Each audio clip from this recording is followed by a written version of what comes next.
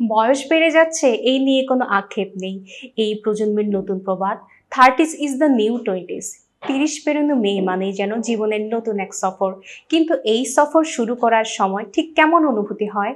জনপ্রিয় web series ফ্রেন্ডসের চরিত্র Rachel যেমন তার 30তম জন্মদিনে বেশ ভেঙে পড়েছিলেন, সেই দৃশ্যের ভিডিও ফুটে উঠল মধুমিতা সরকারের মাঝে।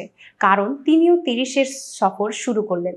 ভারতীয় গণমাধ্যমকে এক সাক্ষাৎকারে মধুমিতা 2 বছর আগে থেকেই জানিয়েছিলেন যে আমি 2 বছর আগে থেকেই এই অভ্যাস শুরু করি। যাহাই 30 তাহাই 28। 30 বছর বয়সটার সঙ্গে অভ্যস্ত করে নিয়েছি আগেই। নিজের বেশ কিছু চারিত্রিক বৈশিষ্ট্যও নাকি বদলে ফেলেছেন মধুমিতা। অভিনেত্রীর কথায়, ছোটবেলায় ভাবতাম জীবনটা রূপকথা, আমি ভালো থাকলেই সব ভালো হবে। তা এখন আর মনে করি না।